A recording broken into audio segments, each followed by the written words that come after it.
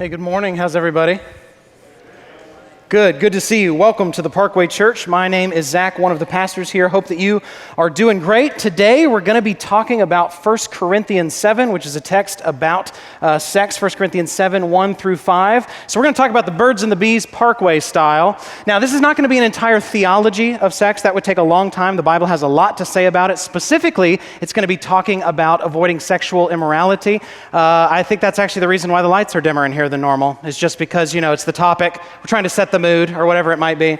I want to say this, though, before we get into the text, that if you are somebody who has been sexually assaulted, okay, if you're somebody who's been sexually assaulted, you're somebody who has been molested, whatever it might be, statistically, that's 1 out of 4 women and 1 out of 6 men. I want to say something to you first before we get into this text. First of all, I am so sorry that happened to you.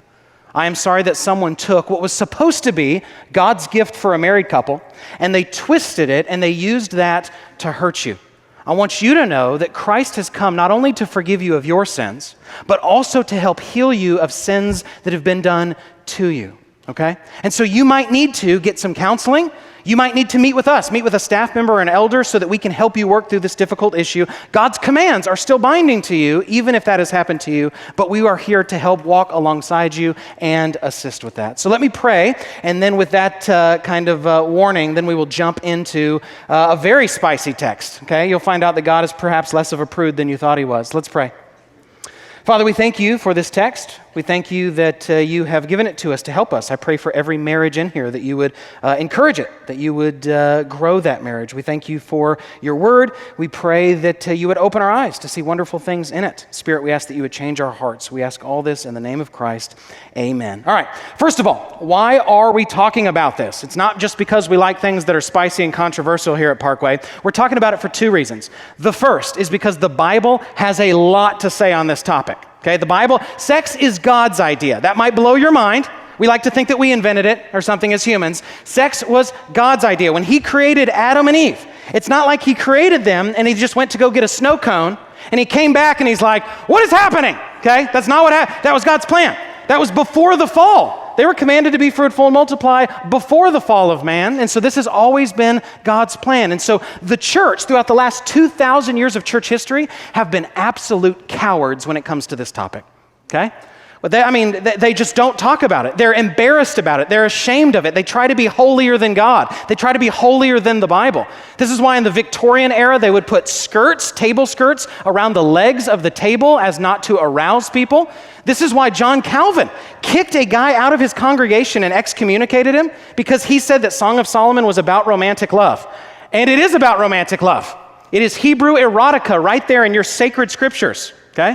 So the church has done a terrible job in dealing with this, but the church should be the one place that you go to hear God's thoughts on sex that he's put in his word. Where else will godly people learn about this if not from Scripture? Are we to learn about it from pornography or from the locker room or from gossip from our friends? No, we're talking about it because the Bible talks about it. That's the first reason, okay? The second reason is that this issue is eating our culture alive. This is our issue, just like it was in Corinth. In Corinth, they've got guys sleeping with a stepmom and going to temple prostitutes and all kinds of stuff. That is the God of our day, okay? America does not worship Jesus. America worships Aphrodite. We worship the goddess of sex. That's what we do. So we need to deal with this topic because if we don't, we're the only ones not dealing with it. Let me start with some statistics for you. First, pornography. Every second, 28,258 people are watching pornography on the internet. Pornography is a multi-billion, that's with a B, dollar a year industry, and it makes more money than all professional sports combined. Take all the money made by the NFL, MLB, NBA, professional golf, etc., and you combine it, and it is nothing compared to the amount of money made in the porn industry. 1/3 of all pornography viewers are women. This is not just a man's issue. You would assume that would be something like 5%. 1/3, and that number is going up. Okay, this is an issue that both men and women deal with. Every day there are 116,000 searches for child pornography. The average age that a child first sees pornography is between the ages of 9 and 11. And with the advent of the smartphone, that number's actually gone down. So if you're a parent that gives your children unrestricted access to the internet on some sort of smartphone or something and they're young, you need to rethink your life. We have resources to help you with children and technology, but they probably have already seen it. They're probably already looking at it a bunch, and you just don't know. Sex trafficking. There are 2 million children that are subjected to prostitution in the global commercial sex trade. There are 21 million victims of human trafficking worldwide as of 2012. That's an old statistic, okay? Slavery is a modern thing. We have more slaves today than we would have had even close to in the Roman Empire. And they are sex slaves, 21 million plus. Human trafficking is $150 billion, that's with a B, dollar a year industry. And the city in the US with the most sex trafficking is Houston, Texas.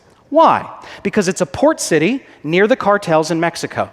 The border issue is not about racism. Stop being naive. It's about stopping cartels from bringing narcotics and child prostitutes back and forth across the border. Premarital sex. The average man in the US has had about 20 sexual partners in his lifetime. By the time they reach the age of 44, there are 95% of people who will have had premarital sex. Almost 100% of people at some point in their life will commit fornication, have sex outside of marriage, 95%. And with this goes along the issue of abortion. 85% of all abortions are done by single women. In New York City alone, 38% of all pregnancies end in abortion. In New York City, for every 10 women that gets pregnant, 4 of them will abort that baby. Okay? New York City is like Babylon or something. 70% of women who have abortions claim to be Christian. This isn't just an issue that losties are dealing with. This is an issue that some of our own people have had to go through, and Christ can even heal you of the aftermath of an abortion.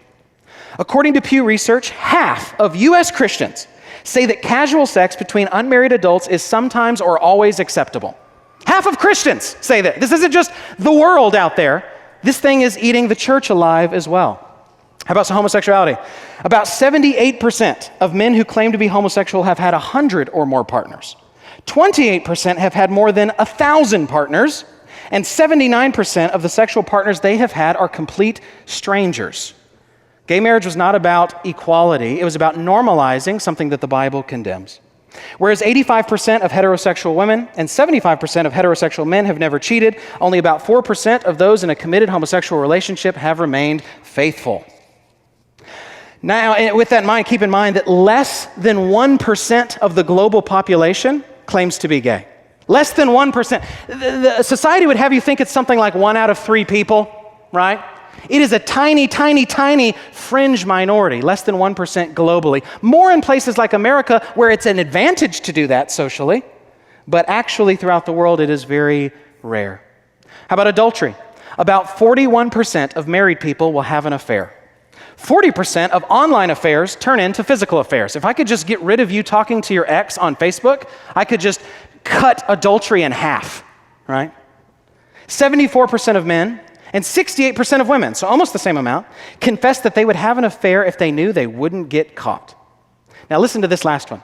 53% of marriages, including Christian marriages, end in divorce, with sexual frustrations being a high contributing factor to that. That's why we're talking about this. Not only does the Bible do it, but we must, because this is the issue of our day. The gender and sexuality thing, that is our Arianism, or that is our Protestant Reformation, or whatever it is. That is the issue. So we have to deal with it, and the Bible is going to deal with it. Okay, you guys ready to get into the text? Usually I like to start with jokes, but I'm starting heavy because I don't want to do too many jokes because I don't trust the jokes on this topic that will come out of my mouth. Okay? So, verse 1. I'm reining a lot in. You should have heard all the jokes that got shot down by the staff. Okay. Verse 1. Now concerning the matters about which you wrote, it is good for a man not to have sexual relations with a woman. Uh-oh, what's going on here? Now let me back up. This is really important that you understand this. There is a sense in which Paul would agree with that thing that's in quotes.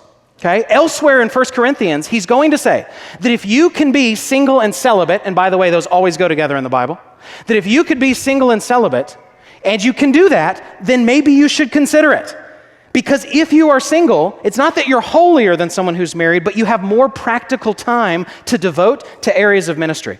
You're not worried about taking care of a family. You have more time to serve God and serve others. And so Paul elsewhere will approve singleness and celibacy. That's just not the thrust of this text, okay? Here's what you need to understand.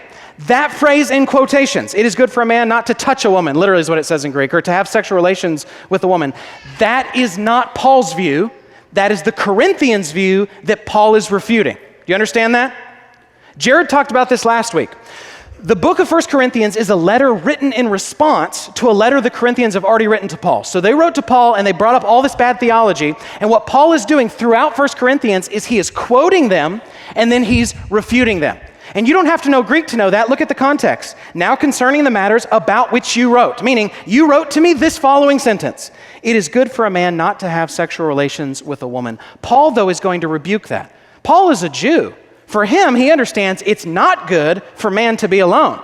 Not that it's bad for him to have sexual relations with a woman. It's not good for him to be alone. That's why God made Eve for Adam. So what he's doing is he's taking a Corinthian slogan and he's going to refute it. Now, why are the Corinthians saying these weird things? Here's why. The Corinthians are overly pseudo-spiritual.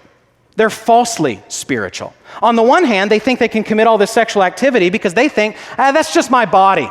That's not my soul. God only cares about my soul, not my body. And Paul has to say, stop being weirdly spiritual.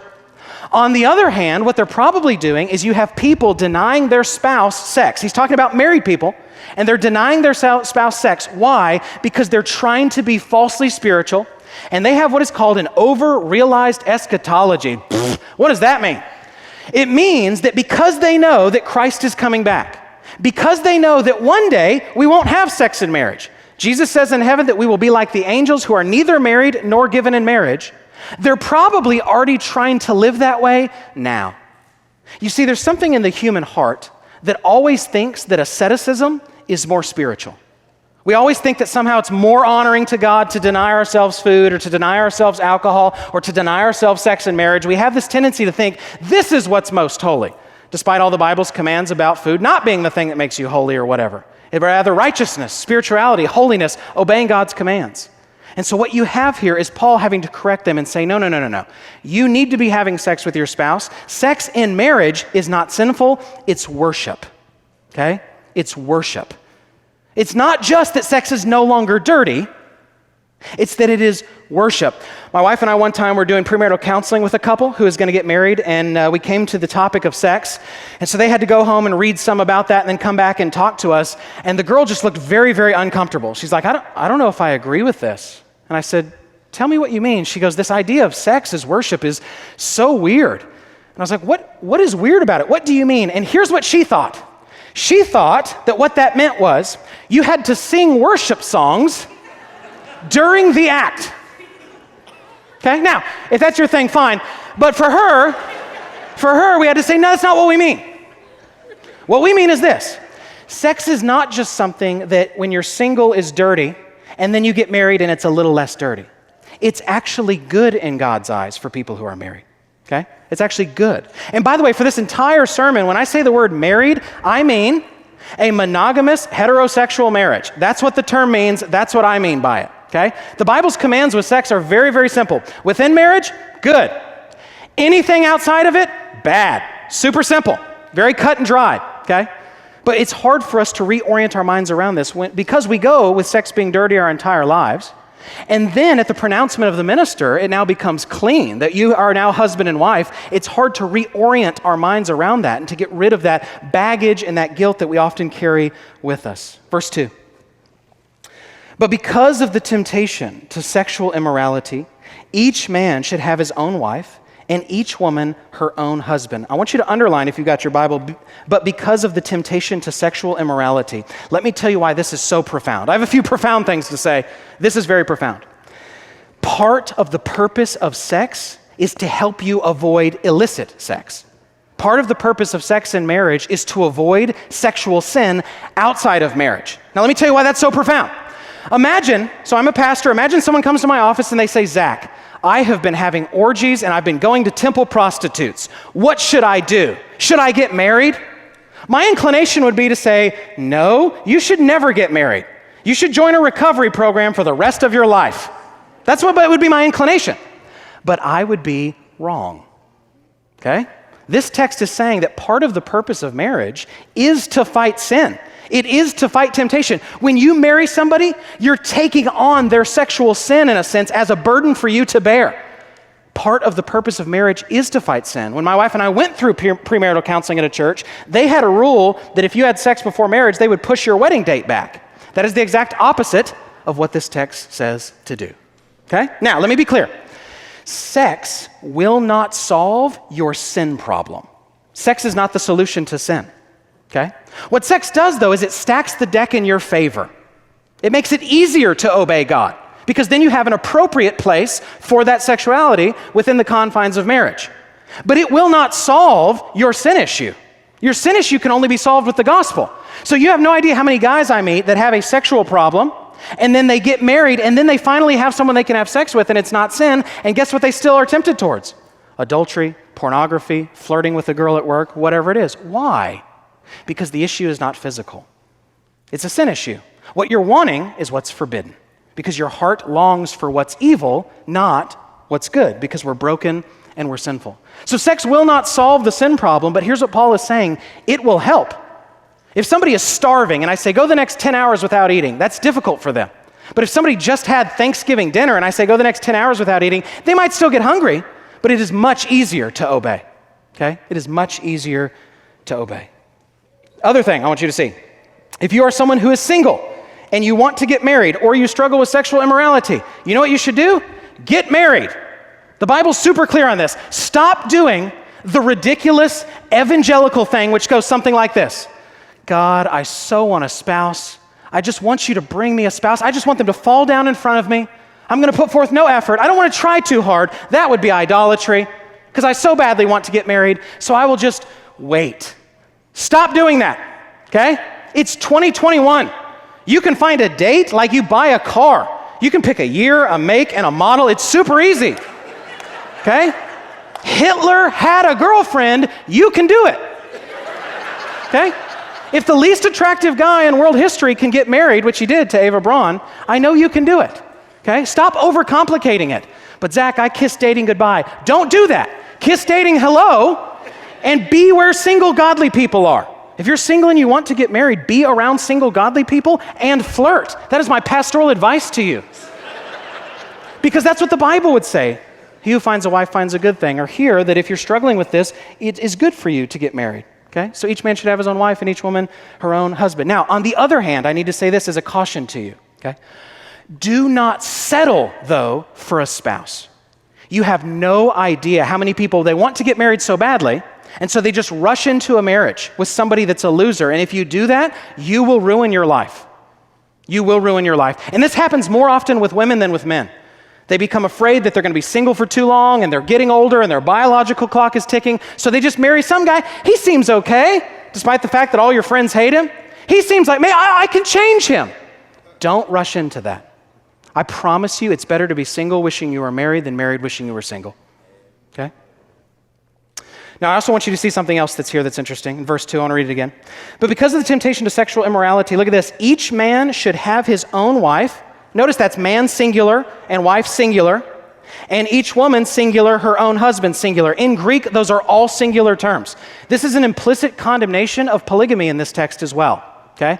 I've heard even some well-meaning Christians say the Bible never condemns polygamy. Jesus explicitly says that if you're married and you don't properly divorce your wife, you're still married, and you marry another, you commit adultery. You don't have a second wife. Jesus is clear. You're married, you didn't properly divorce your wife, you go marry, you've committed adultery. The Bible is extremely clear on this.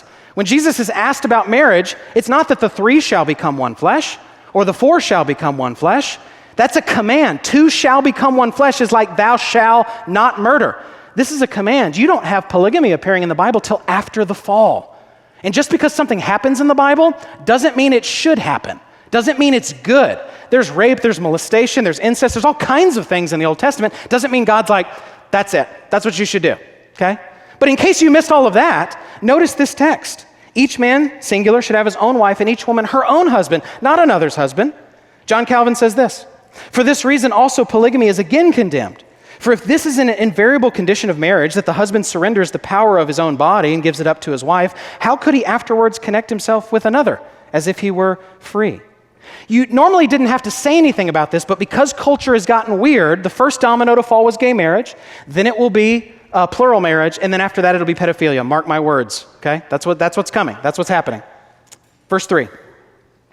The husband should give to his wife her conjugal rights, and likewise the wife to her husband. Okay, a few general things, and then I'm going to address the men and the women specifically. A few general things. First of all, this is a command for you to hear, not for your spouse to hear. So as I read that, don't be elbowing your spouse. Be like, listen to Zach, this is a man of God today. He is preaching. Don't do that. This is a command that you need to hear. The question is, how am I to serve my spouse? Not, how can my spouse serve me? New Testament scholar Gordon Fee says this: Paul's emphasis, it must be noted, is not you owe me, but on I owe you. Okay? The next profound thing I'm going to say is right now, and I need you to listen to this because this could save your marriage. Sex in marriage is not a reward for good behavior. It is a right. It is a duty. It is something you owe your spouse. Okay? Listen to what I'm about to say. Most of you are thinking of this wrongly because here's how you think of it. You think sex is what we have when we're doing well, don't you? You think when we're clicking, when we're talking, when we've gone on a date, when we're not fighting, that's when we have sex. It's just the icing on the cake after the relationship is already good. That is the opposite of what this text is going to say. This text is going to say that you need to have sex when your marriage is bad. It's a duty that you owe your spouse. In fact, that's how you're going to make your marriage better. Most people think we'll have sex. We've been fighting today, so we won't have sex because we're fighting. That is the time you most need to have sex.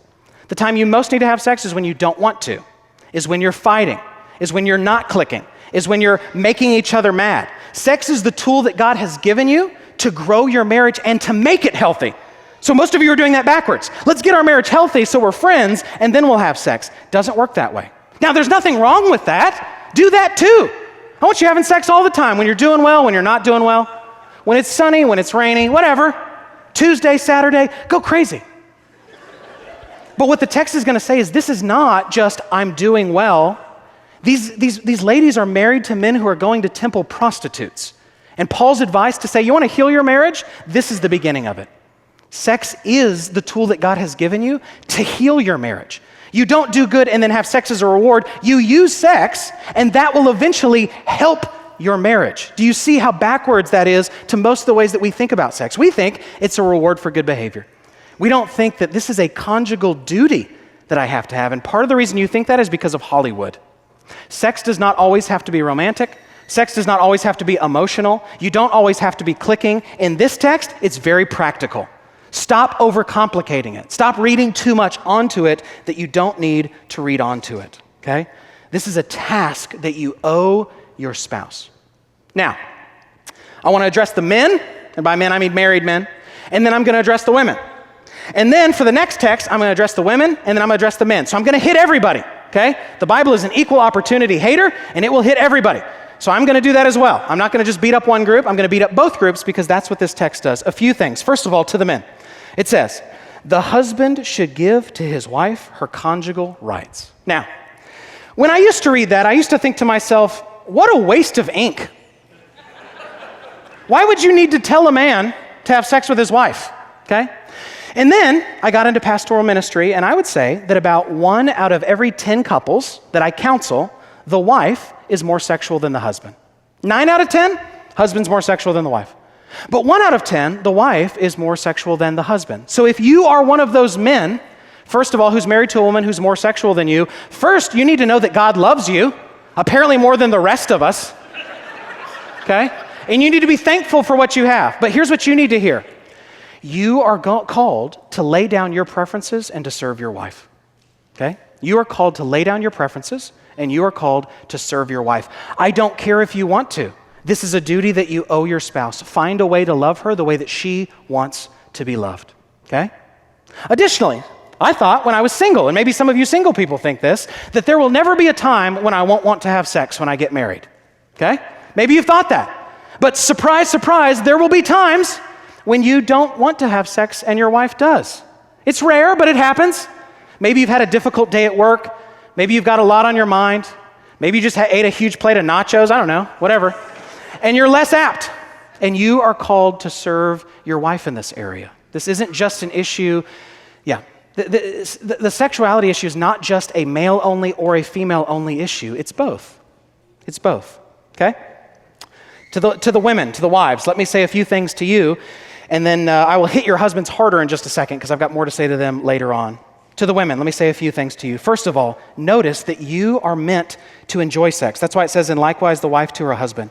This is not just a man's thing. A lot of women feel guilty in marriage when they have sex. They feel like if they enjoy it too much, that they're being like a man or that they are doing something wrong or bad or sinful. That's not the case. God has wired you, even biologically, to like sex with your husband as well. You are meant to enjoy that. Paul might be the first writer in antiquity to mention this reciprocity when it comes to owning your spouse's body. What do I mean by that? This text is offensive to feminists because it says that a husband owns his wife's body, but it's also offensive to chauvinists because it says that the wife owns her husband's body. Notice that. Sex in the ancient world was just for procreation, and in the Roman world, it was something that men enjoyed and women just sort of had to endure. But here in this text, it is meant to show that there's this reciprocity here. Yes, a husband is over his wife in authority, but when it comes to the area of owning each other's bodies, that's mutual. That's equal, okay? And so you need to hear that. Now, here's the more difficult thing. Ladies, please hear what I'm about to say. I want to make sure that I couch this correctly. There is a question that I've often asked married men. Do you want to know what the question is? Here's the question. Would you rather have your wife be average in the area of sexuality, but extremely beautiful? Or would you rather have your wife be average when it comes to beauty, but extremely sexual? Let me say that again. Would you rather have your wife be average when it comes to her sex drive, but extremely beautiful, just drop dead gorgeous? Or would you rather her have average beauty, but be very intimate towards you and to be very warm towards you? Do you know what 100% of the men that I've asked that question to have said? The second one. Now let me tell you why that's so important. Women are very concerned, rightfully so, with body image, with how they look, with all of that. But some of that is negative influence from culture. Culture teaches women to hate their bodies. Okay? They have airbrush models on magazines. They have women on the line that are unrealistic. And so there's this insecurity with a lot of women on how they look. Okay? Now, there's nothing wrong. Look good. Go for it. Look attractive to your husband. Nothing wrong there. Listen to what I'm trying to say, though. When it comes to you changing your looks, you can only do so much. If you're tall, you're not going to become short. If you're short, you're not going to become tall. If you have your mother's hips that you hate, they're not going away. But what you can control is the thing your husband cares about more anyway. Do you see what I'm saying? This is huge. The thing that's actually under your control, you can change. And that's the thing that your husband cares about more anyway. Keep that in mind. I've seen a bunch of men in a career of pastoral ministry. I've seen a bunch of men cheat on their wife with somebody less attractive than their wife. I've never seen one of them cheat on their wife with somebody less sexual than their wife. They cheat with somebody more sexual. I'm not saying it doesn't happen. I'm just saying I haven't seen it. Verse 4. I'll continue again with the women and then I'll get to the men. Verse 4. For the wife does not have authority over her own body, but the husband does.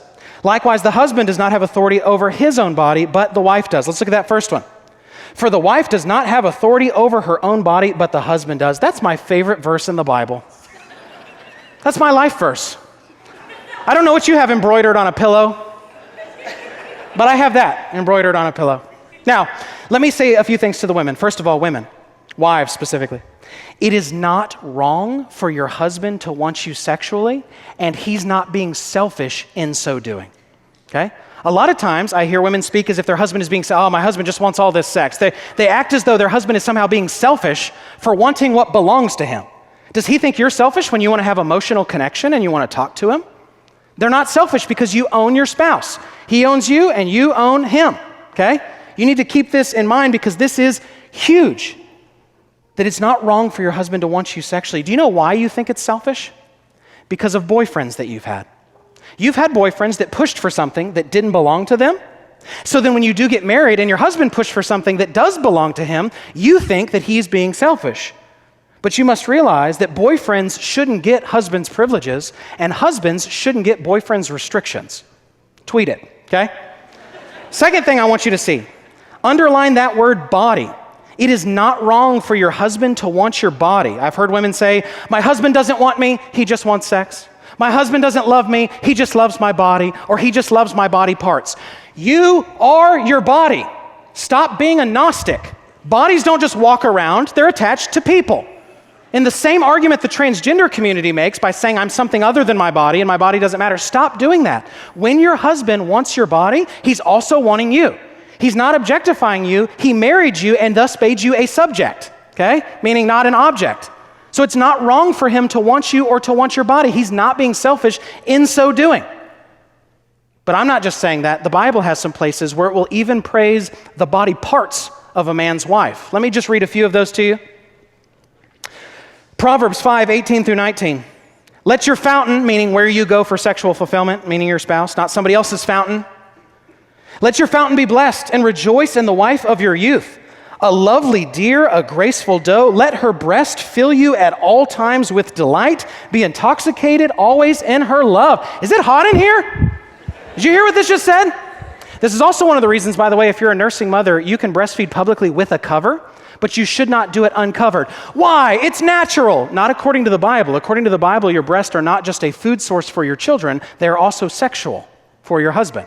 Okay? Song of Solomon 4:1 through 5. This is where Solomon will praise the body of his wife from her head down to her feet. We're not going to read all of it. It's long. I want to read a few verses, though, for you. Song of Solomon 4:1 through 5. Behold, you are beautiful, my love. Behold, you are beautiful. And he'll start working down her body. Your eyes are doves behind your veil. Your hair is like a flock of goats leaping down the slopes of Gilead. Your teeth are like a flock of shorn ewes that have come up from the washing, all of which bears twins, and not one among them has lost its young. Let's pause for a second. I like that descriptor because he's saying she's got all her teeth, right? Nothing more attractive than a woman with all her teeth. And all God's people who are not from Arkansas said, amen. All right. Your lips are like a scarlet thread, and your mouth is lovely. Your cheeks are like halves of a pomegranate behind your veil. Your neck is like the tower of David built in rows of stone. On it hang 1,000 shields, all of them shields of warriors. Your two breasts are like two fawns, twins of a gazelle that graze among the lilies. Mother, may I? And it gets worse or better. Song of Solomon 7 through 9. Your stature is like a palm tree, and your breasts are like its clusters. I say, I will climb the palm tree and lay hold of its fruit. Oh, may your breasts be like clusters of the vine, and the scent of your breath like apples, and your mouth like the best wine. It goes down smoothly for my beloved, gliding over lips and teeth. Listen to Solomon being so naughty, okay? Do you hear this? It is not wrong, ladies, for your husband to want you sexually or to want your body. That's something you owe him. Now to the men. I've got a lot to say to the men. Likewise, the husband does not have authority over his own body, but the wife does. 5 things I want you to hear, men, on this. First of all, because your body belongs to your wife, you should try to look good for her, okay? She tries to look good for you, you should put forth some effort. Wear a clean shirt every now and again. Go ahead and do this. Put your hand up by your ear. If you feel any hair, trim it. Look down at your belt buckle. If you can't see it, join a gym. You owe looking good to your spouse. Do you know why I have this beard other than to intimidate you? It's because my wife likes it. Without a beard, I look like a serial killer. And so she likes the beard. That's why I have it, because my body belongs to her. A lot of the clothes that I like, she won't let me wear. She says, tactical is not really cool, right? But that's because my body belongs to her. So 1, you should try to look attractive to your wife. She puts forth a lot of effort for you. You need to do the same for her. 2nd, you are commanded to pursue your wife sexually the way that she wants sex.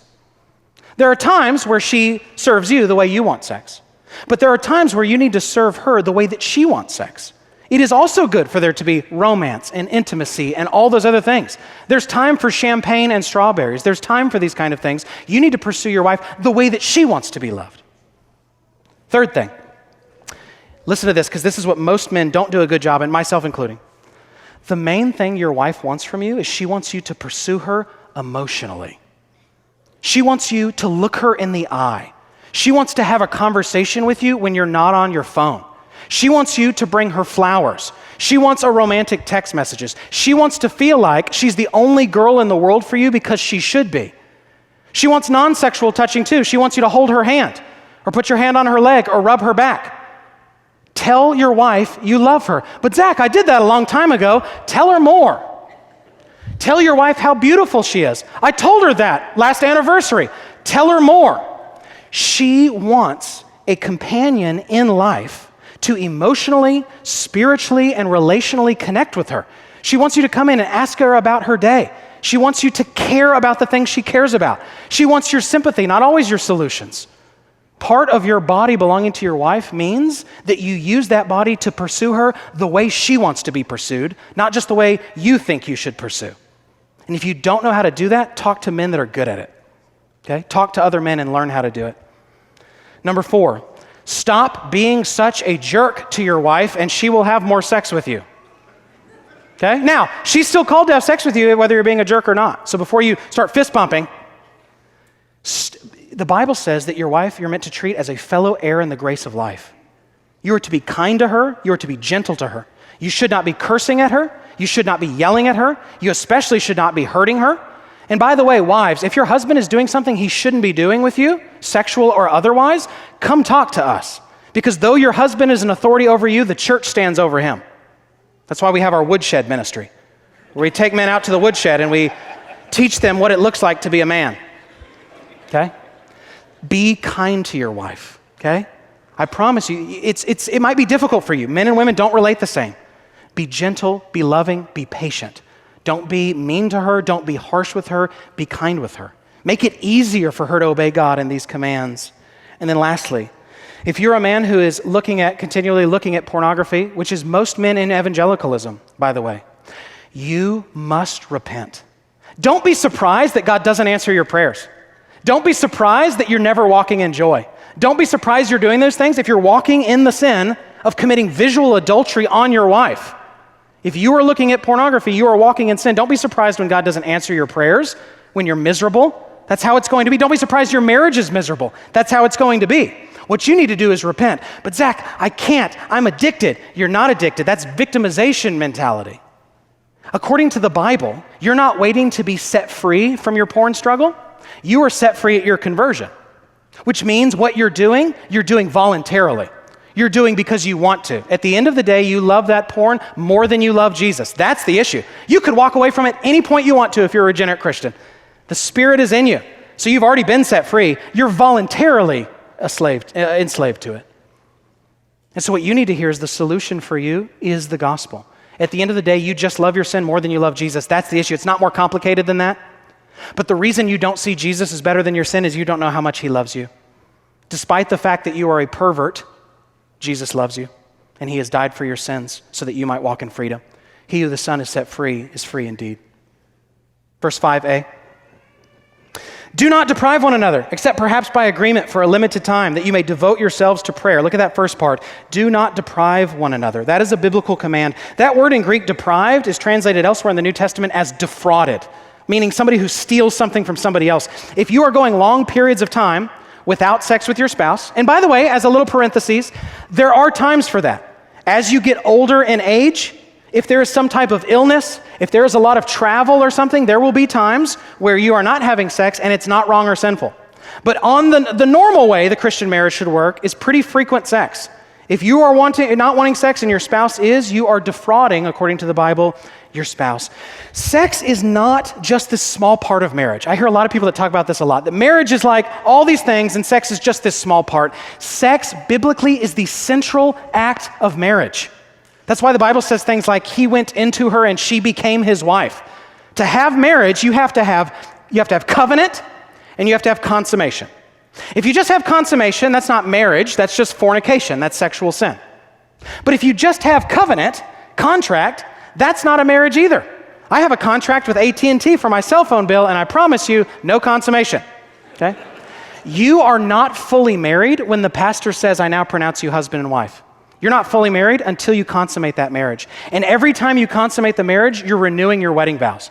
You're becoming one flesh again. In the same way that in Christianity, you get baptized once and take of communion a bunch after that, so you get married and you consummate the marriage once, but it's almost like a marital communion every other time you're doing that. You're renewing your vows. You're remembering that you are one flesh with your spouse. Sex is super important. Stop defrauding one another. Look at this next part. There's an exception here. Except, perhaps, by agreement for a limited time, that you may devote yourselves to prayer. Okay? A few things you need to hear. There are times in the Christian life, if you are married, where you may suspend sexual activity with your spouse, but notice these 3 criteria. Number 1, only if you want to. This is not something you have to ever do. This is only something if you want to. okay? If you both decide to agree to it. Number two, only if it's mutual. If one of you is like, hey, I've got a really busy thing going on at work and I just need to devote the next few weeks to that, we shouldn't have sex. And the other one's like, I don't agree with that. Then you don't do it, okay? Then you don't do it. It's got to be mutual. And number three, it's only for a time. Now, why would he say this? I'm going to use it. He uses the example of prayer, but I'm going to extend that illustration to make it a little bit clearer. I have a friend. Actually, they're both my friends, and they are a missionary couple, okay? Husband and wife, and they do missions.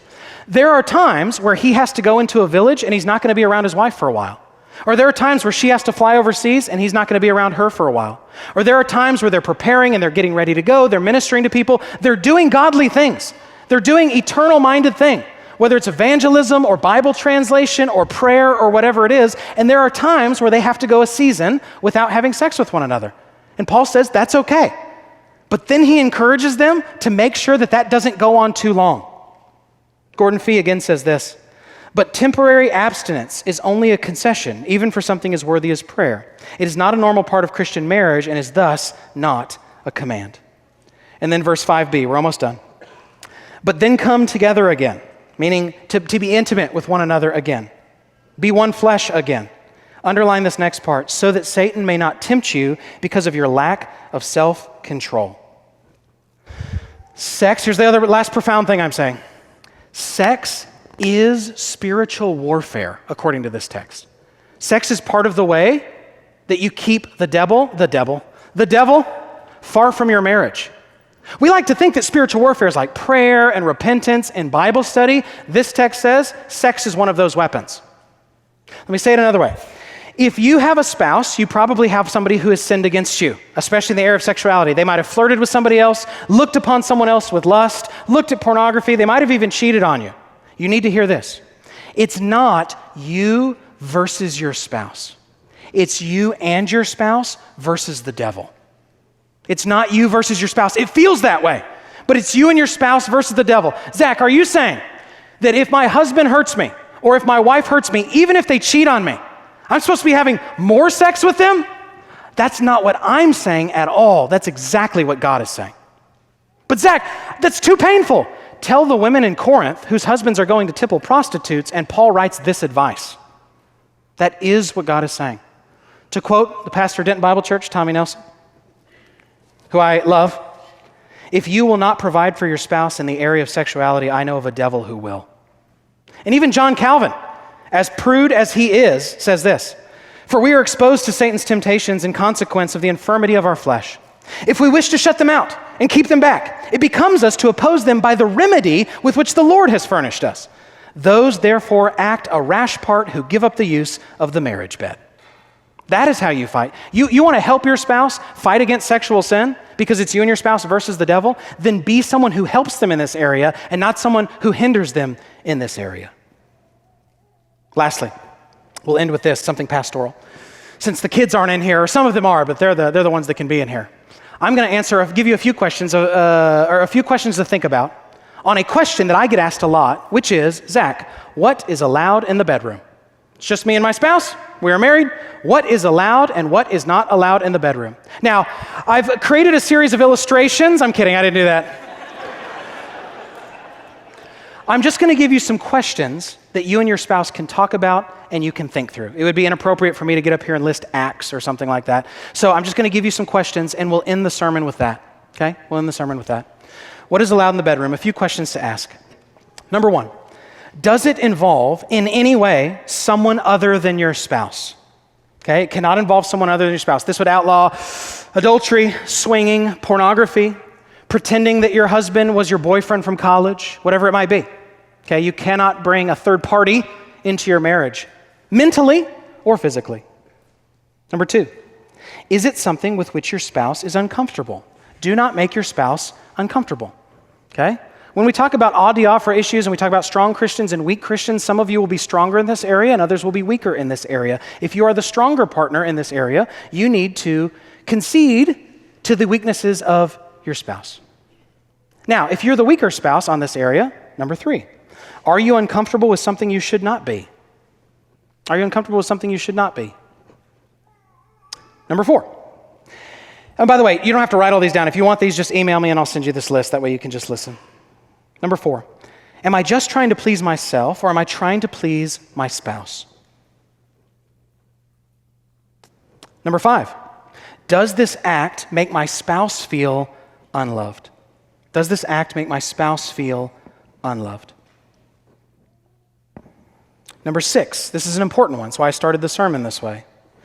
Does my spouse have any previous abuse in their past that might need to be worked through first? Okay? If you have been sexually assaulted or molested, which again, 1 out of 4 women, 1 out of 6 men, you need to work through that. Don't just let that stay in the back of your mind. Go get counseling. Come here and get counseling. You have to work through it. If you're single and you've been assaulted, sexually assaulted, work through that before you get married. So that way it's not as difficult for your spouse. Number 7, in what areas do I have a false sense of shame or guilt, even though sex and marriage is meant to be fun and exciting? Where do you have a false sense of guilt? Number 8, in what ways am I bitter with or not satisfied with my spouse, and why? And then number 9, do I have a tendency to de-emphasize sex or overemphasize sex, and why? You see, people err on 2 sides of the spectrum. Some that think that sex is gross. Others think that sex is God. Neither of those are right. The sex is gross person is someone who always thinks it's dirty, always feels it's bad, doesn't want to do anything fun with their spouse. The sex is God person is the person who commits sexual sin, who has an idol of sex. That's the thing they most care about in the entire world. Neither of those are right. What's correct is sex as gift. Sex as gift to a married couple. That's God's gift to you on your wedding night. Other people, for your wedding, they get you, a toaster. God's gift to you is sex. Now, I don't know how much you like toast, but God gives the better gift. Okay? God gives the better gift. Now, I realize that we're out of time. I wish I could talk more about this. There's a whole theology of sex. I would love to be able to talk through more at length. We don't have time today. I realize some of these things are hard to hear. I realize some of these things are difficult. I realize they're countercultural. Again, as we say at Parkway, please don't get mad, get coffee. Don't just get angry with us and ghost us. Email us, let's sit down and let's talk about whatever the issue is. We would love to be able to help encourage you, teach you, correct you, pray with you when it comes to this area if we can. Let's pray as we prepare our hearts for communion. God, we confess that you have invented sex. That was your idea, and we have taken it and we've twisted it. We've perverted it. We've made it something that it should not be. Would you help us? It's hard for us to walk this line of seeing it as a good thing without de-emphasizing it or overemphasizing it. All of us are going to be tempted to fall into one of those 2 ruts. Would you help us think biblically about this? I pray for every marriage that's listening to this sermon. I know that there are marriages here that are on the rocks. There are marriages that are leading towards divorce. There are marriages where there has been sexual sin by one of the partners and it has grievously hurt the other partner. But I also believe that Jesus' blood can fix all of it.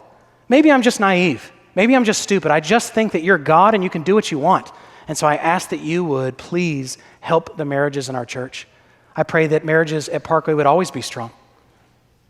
I pray that we would have families that love you. We would disciple our kids well. These are all gifts. We love you and thank you. It's in Christ's name we pray. Amen.